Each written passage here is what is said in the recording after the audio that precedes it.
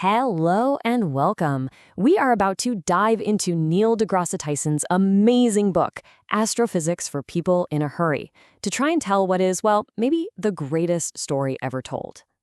You know, this quote from Tyson himself just sets the stage perfectly, doesn't it? It's this humbling reminder that we're about to go on a journey from the very, very beginning of time, a moment so dense you can't even imagine it, all the way to the huge, sprawling cosmos we see today. It's a story of creation, of evolution, and of course, of some really big mysteries. So, our story kicks off nearly 14 billion years ago, and I want you to try and picture this. Forget about vast, empty space. Think about the exact opposite. Every bit of space, all the matter, all the energy of the entire universe we know, it was all crammed into a space less than 1/trillionth the size of the period at the end of the sentence. I mean, just wild. Now, in this tiny, sub-pinpoint cosmos, the conditions were so incredibly hot and so dense that the fundamental forces we learn about in school, gravity, electromagnetism, and the strong and weak nuclear forces, they weren't separate things. They were all mashed together into one single, unified superforce. Okay, what's so mind-blowing about this timeline is just how fast everything happened. We're not talking about geological time here. This is way, way faster than the blink of an eye. In the first 10 million trillionth of a second, boom, gravity breaks free. A fraction of a second later, the strong nuclear force peels off. Then the electroweak force splits in two. And by just a millionth of a second in, quarks are already grabbing each other to form the protons and neutrons that make up literally everything. After just 1 second, the universe had cooled down enough that this frantic creation of matter just stops. The whole rulebook was written in an instant. So during this crazy opening act, the universe was just this chaotic, seething soup of fundamental particles. You had energy and matter just constantly swapping places, converting back and forth, perfectly following Einstein's famous equation, E equals mc squared. Photons of light would just spontaneously pop into existence as pairs of matter and antimatter, and then those particles would slam into each other, annihilate, and turn right back into energy. But right in the middle of this perfect, symmetrical dance of creation and destruction, something happened. A tiny, almost unnoticeable imbalance. For every 1 billion particles of antimatter that were created, the universe somehow managed to cook up 1,000,000,001 particles of matter. Think of it like a tiny cosmic rounding error. And you know what? That rounding error is everything. As the universe kept cooling, the matter and antimatter kept wiping each other out, until all the antimatter was gone. And it took almost all the matter with it in this huge flash of energy. All that was left behind was that 1 in a billion survivor. That tiny leftover bit of matter is what went on to build every single galaxy, every star, every planet, and you. All right, let's jump forward a bit to the next big era.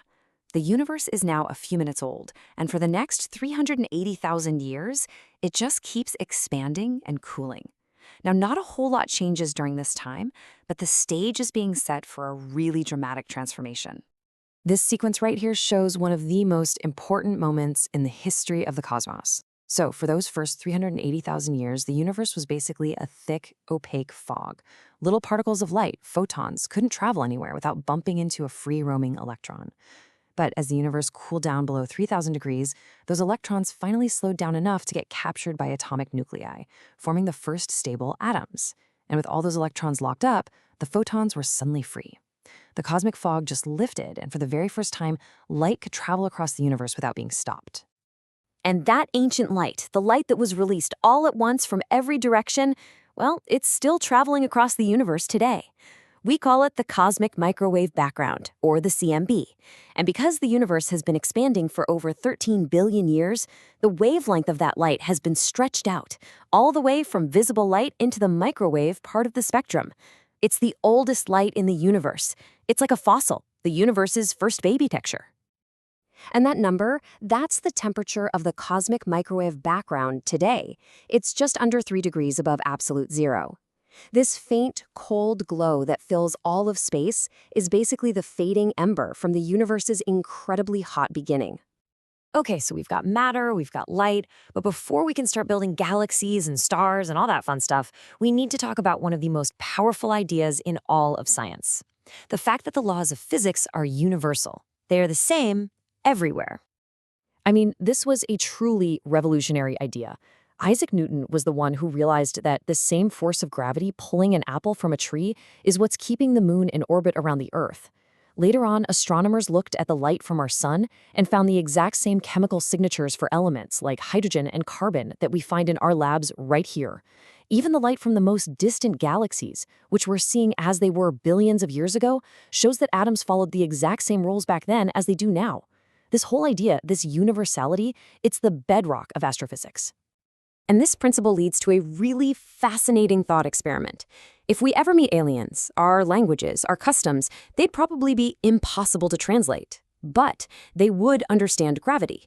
They would know about the hydrogen atom. The language of science, which is built on these universal laws, might just be our only real shot at having a meaningful conversation.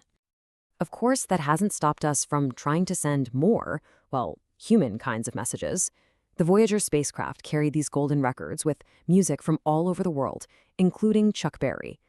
There was this classic Saturday Night Live sketch years ago that imagined the aliens' response was just a simple telegram that read, "Send more Chuck Berry." It's a funny way of thinking about it, but it kind of highlights just how hard it would be to communicate anything beyond the fundamental laws of the cosmos. You know, we tend to think of the universe as these bright, beautiful islands of stars, galaxies, that are separated by these huge oceans of just nothing, like glowing cities scattered across a dark continent. But what if the countryside between those cities isn't nearly as empty as we think? Well, it turns out that void is anything but empty. Modern astronomy is showing us that the space between the galaxies is actually filled with all sorts of crucial, hard-to-see stuff. You could even argue that intergalactic space is where the real action is. So what are we talking about here? What's out there? Well, for starters, there are tiny dwarf galaxies that outnumber big ones like ours at least 10 to 1. There are runaway stars just flung out of their home galaxies during cosmic collisions. There are massive clouds of million-degree gas that you can only see with X-ray telescopes. And everywhere, we find these huge clouds of hydrogen gas and the invisible influence of dark matter. So here's the bottom line. If our eyes could see mass and gravity instead of just light, the bright galaxies we love so much would just look like tiny little blips floating in this vast, complex, and incredibly massive cosmic landscape. And that brings us to the biggest puzzle in all of astrophysics. It's a mystery that started more than 80 years ago with a simple, nagging question about how galaxies move. And it's one we still haven't solved today. So back in the 1930s, there was this astrophysicist named Fritz Zwicky. And he was studying a huge group of galaxies called the Coma Cluster. He measured their speeds, and he found something that just didn't make any sense. The galaxies were moving so fast that the combined gravity of everything he could see, all the stars and all those galaxies, it wasn't nearly strong enough to hold the cluster together. They should have just flown apart billions of years ago. And this problem, this massive discrepancy, is everywhere we look. This chart right here lays it out perfectly. On one side, you have the mass we can actually see, stars, gas, dust. On the other, you have the mass that we can infer based on how strong gravity is. And that second bar is about 6 times taller. There is a huge amount of gravity in the universe that we just can't explain with the stuff we can see. So this invisible source of gravity got a name, dark matter. It's this mysterious, unseen substance that doesn't give off light, it doesn't reflect light, it doesn't interact with light in any way we know how. And yet, its gravitational pull completely dominates the cosmos. It makes up about 85% of all the matter in the universe. It's truly one of the longest-standing and most profound unsolved mysteries in all of science. So, after this whole epic journey, from a unified force in a microscopic dot, through a cosmic fog, to a universe held together by an invisible mystery, what does it all mean for us? For people living on a small planet orbiting an average star on the outskirts of one galaxy among billions? The connection is just profound. Every single atom in our bodies, the carbon in our DNA, the calcium in our bones, it was all forged in the incredible heat of the Big Bang and in the hearts of giant stars that lived and died long before our Earth was ever formed. We are quite literally stardust. We are the universe, made conscious. And as Tyson says so perfectly, we have only just begun to figure it all out. Thanks so much for joining this explainer.